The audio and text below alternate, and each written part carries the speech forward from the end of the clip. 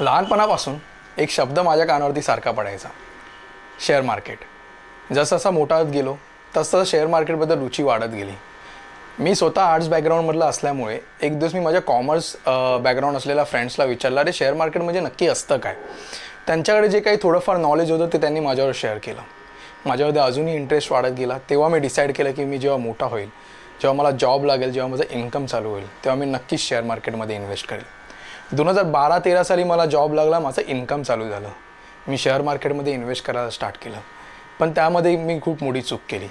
मला काही basic knowledge नसतानासुद्धा मी share मार्केटमध्ये खूप मोठी अमाऊंट इन्व्हेस्ट केली आणि मला झाला खूप मोठा लॉस. म्हणूनच मी तुम्हालासुद्धा हेच सांगेल की जर तुम्हाला शेअर मार्केटमध्ये तुमची जर्नी स्टार्ट करायची असेल तर तुम्हाला त्याचं बेसिक नॉलेज असणं खूप गरजेचं आहे. म्हणूनच मी तुमच्यासाठी शेअर मार्केटवरती बेसिक नॉलेज असलेला व्हिडिओ तुमच्यासाठी मी घेऊन येत आहे. मी चंदन नाईक तुमचं सगळ्यांचं पुन्हा स्वागत करतो माझ्या मराठी इकोलॉटिकल बाय चंदन या यूट्यूब चॅनलवरती. अजून एक महत्त्वाची गोष्ट, तुम्ही अजूनही माझ्या चॅनलला सबस्क्राईब केलं नसेल तर नक्की सबस्क्राईब करून बेल आयकॉनवरती क्लिक करा, म्हणजे तुम्हाला पुढचे अपडेट्स लवकरच मिळतील. जेव्हा मी शेअर मार्केटवरती बेसिक नॉलेज घ्यायला स्टार्ट केलं तेव्हा मला एक गोष्ट कळाली की शेअर मार्केट आणि आपलं लोकल मार्केट यामध्ये काही जास्त फरक नाही आहे. लोकल मार्केटमध्ये आपण का जातो? लोकल मार्केटमध्ये आपण जातो जेव्हा आपल्या घरात आपल्या दैनंदिन जीवनासाठी काही ना काही गोष्टीची गरज लागते. आपण त्या मार्केटमध्ये जातो, पैसे देतो आणि आपण गोष्टी विकत घेतो. ती सेमच गोष्ट शेअर मार्केटमध्ये सुद्धा होते. शेअर मार्केट आणि स्टॉक मार्केट एक प्लॅटफॉर्म आहे जिथे शेअर्सची ट्रेडिंग होते. तुम्हाला एक एक्झाम्पल देतो. बेसिकली दोन टाईपच्या कंपनीज असतात. एक असतं प्रायव्हेट लिमिटेड कंपनी, एक असते public limited company. Private limited कंपनीची जी ओनरशिप असते ही खूप लिमिटेड असते, ही कोणीही ओनरशिप त्याची घेऊ शकत नाही. बट पब्लिक लिमिटेड कंपनीची ओनरशिप आपल्यासारखे पब्लिक घेऊ शकतात. तर ती कशी? सो त्याचं अजून एक एक्झाम्पल मी तुम्हाला देतो. सपोज एक ABC नावाची कंपनी आहे. ती कंपनी TV मॅन्युफॅक्चरिंगचं काम करते. त्या कंपनीचा परफॉर्मन्स खूप चांगला आहे. त्यांना त्यांचं मॅन्युफॅक्चरिंग आणि त्यांच्या बिझनेसमध्ये त्यांना एक्सपान्शन करायचं आहे. तर ते काय करतात? तर ते करतात फंड रेज. फंड रेज करण्यासाठी दोन महत्त्वाचे वेज असतात. ते म्हणजे एक असतं डेट फायनान्सिंग आणि एक असतं इक्विटी फायनान्सिंग. त्या ABC कंपनीला जर फंड रेज करायचं असेल, जर ती डेट फायनान्सिंग या रूट थ्रू गेली तर त्यांना बँकेकडे जावं लागतं, बँकेकडून लोन घ्यावं लागतं. त्याच्या बदली त्यांना बँकेला इंटरेस्ट द्यावा लागतो. जर एक्झाम्पल उद्या जाऊन ती ABC कंपनी जर चांगली परफॉर्म नाही केली तरीही त्या कंपनीला त्या लोनचं रिपेमेंट हे बँकेला कंपल्सरी करावंच लागतं. पण त्याच्या बदली आपण दुसरं एक्झाम्पल घेऊया, इक्विटी फायनान्सिंग. इक्विटी फायनान्सिंगमध्ये ती कंपनी काय करते? ती कंपनी स्वतःला BSE म्हणजे शेअर मार्केटमध्ये लिस्टेड करते. लिस्टेड केल्यानंतर ते आपल्या कंपनीचे शेअर्स हे पब्लिकला सेल करते आणि फंड रेज करते. जो पण फंड रेज होतो तो फंड ती कंपनी बिझनेस एक्सपान्शनसाठी यूज करते. आता आपण पुन्हा एक उदाहरण घेऊया. सपोज तो बिझनेस नीट एक्सपान्ड झाला नाही, त्यांनी परफॉर्म चांगलं केलं नाही, तर काय? तर त्या कंपनीला डेफिनेटली लॉस होईल. तर जे पब्लिककडून जे कंपनीने फंड रेज केलं आहे ती रिपेमेंट पब्लिकला करण्याची गरज नसते. त्याचा फायदा होतो इक्विटी फायनान्सिंगमध्ये. बट इक्विटी फायनान्सिंग थ्रू जर त्या कंपनीला प्रॉफिट झाला तर त्या कंपनीला त्या प्रॉफिटचा काही हिस्सा ॲज अ डिव्हिडंड म्हणून त्यांनी ज्या पब्लिककडून फंड रेज केला आहे, म्हणजे जे शेअर होल्डर झाले आहेत त्यांना तो डिस्ट्रीब्यूट त्यांच्यावर तो शेअर करावा लागतो. तसं डिव्हिडंड शेअर करणे किंवा डिस्ट्रीब्यूट करणे हे मॅन्डेटरी नसतं. जो काही प्रॉफिट झालेला पैसा आहे तो पुन्हा ते त्याच बिझनेसमध्ये एक्सपान्शनसाठी यूज करू शकतात. स्टॉक मार्केटमध्ये दोन इम्पॉर्टंट मार्केट असतात. ते असतं प्रायमरी मार्केट, दुसरं असतं सेकंडरी मार्केट.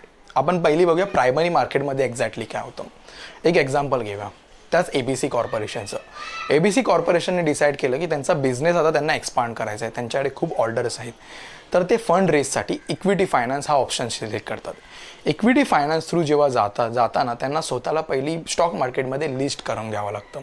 ते लिस्ट झाल्यानंतर ते IPO म्हणजे initial public offering, IPO through ते आपले शेअर पब्लिकला सेल करतात आणि फंड रेज करतात.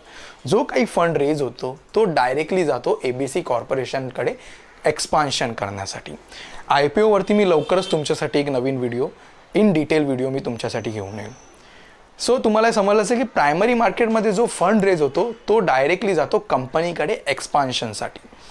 बट सेकंडरी मार्केटमध्ये असं नाही होत. सेकंडरी मार्केटमध्ये ज्या पब्लिकने जे शेअर्स विकत घेतले आहेत ते त्यांना जर विकायचे असतील तर ते विकू शकतात सेकंडरी मार्केटमध्ये, म्हणजेच BSE NSE मध्ये, म्हणजे स्टॉक एक्सचेंजमध्ये.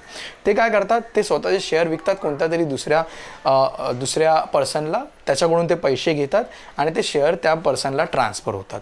ही जी ट्रेडिंग होते, ही जी देवाणघेवाण होते, ती सेकंडरी मार्केटमध्ये होते. म्हणूनच प्रायमरी मार्केटमध्ये सिक्युरिटीज म्हणजे शेअर्स हे क्रिएट होतात, सेकंडरी मार्केटमध्ये सिक्युरिटीजचं ट्रेड होतं, म्हणजे त्याची देवाणघेवाण होते. सेकंडरी मार्केटमध्ये जो फंड रेज होतो तो कंपनीकडे जात नाही, तो जातो ज्या पर्सनकडून आपण शेअर विकत घेतले आहेत.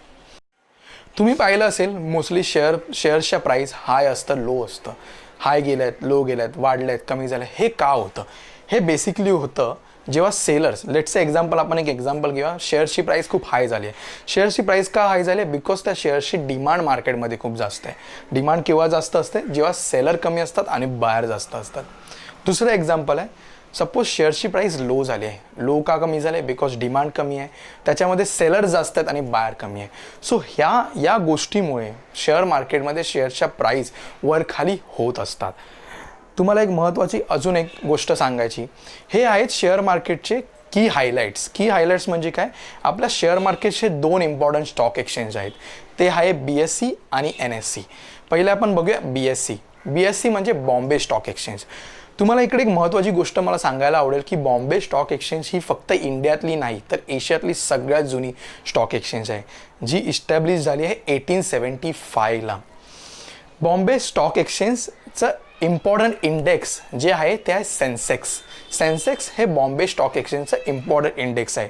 बॉम्बे स्टॉक एक्सचेंजची वेबसाईट आहे BSEindia.com आणि बॉम्बे स्टॉक एक्सचेंजवरती मोर दॅन 5000 म्हणजे 5000पेक्षा जास्त कंपनीज लिस्टेड आहे.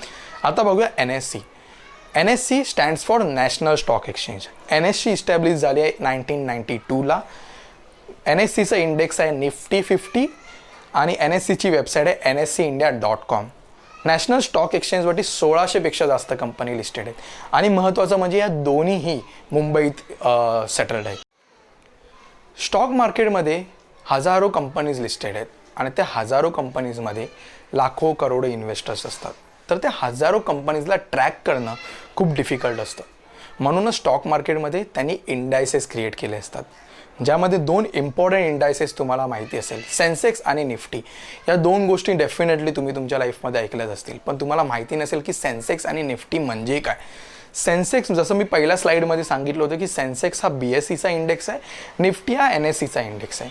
सो सेन्सेक्स हा वर्ड आला कुठून? सेन्सेक्स हा वर्ड आला आहे सेन्सिटिव्ह इंडेक्स या 2 वर्ड्सला मर्ज करून सेन्सेक्स हा वर्ड बनतो. तुम्ही बघू शकता, सेन्सिटिव्हचा सेन्स पहिले 4 वर्ड्स, इंडेक्सचा EX शेवटचे 2 वर्ड्स, त्यापासून बनलाय सेन्सेक्स. आता सेन्सेक्समध्ये टॉप 30 कंपनीज आहेत. टॉप 30 कंपनीज म्हणजे ऑल कॅटेगरी, सगळ्या बिझनेस कॅटेगरीमध्ये ज्या टॉप 30 कंपनीज. आता टॉप 30 कंपनीज आपण कशा बघायच्या? ज्यांचं मार्केट कॅपिटलायझेशन जास्त आहे, जे स्टॉक मार्केट शेअर मार्केटमध्ये कंटिन्युअसली त्यांचा परफॉर्मन्स चांगला आहे, त्यांचा बिझनेसमध्ये परफॉर्मन्स चांगला आहे. त्यातल्या ज्या 30 कंपनीज असतात त्याचं एक ॲव्हरेज परफॉर्मन्सपासून सेन्सेक्स हा इंडेक्स बनतो. म्हणजे सेन्सेक्स जर अप असेल दॅट मीन्स त्या 30 कंपनीजचं परफॉर्मन्स शेअर मार्केटमध्ये चांगलं आहे. सेन्सेक्स जर डाऊन असेल तर त्या 30 कंपनीचं परफॉर्मन्स डाऊन आहे. म्हणून तुम्ही बघाल की सेन्सेक्स अप म्हणजे ऑलवेज ग्रीन ॲरोमध्ये अप असतं, सेन्सेक्स डाऊन म्हणजे ऑलवेज सेन्सेक्स रेड ॲरोमध्ये डाऊन असतं. तशीच गोष्ट असते निफ्टीमध्ये. निफ्टी जसं मी तुम्हाला सांगितलं की निफ्टी हा NSEचा इंडेक्स आहे.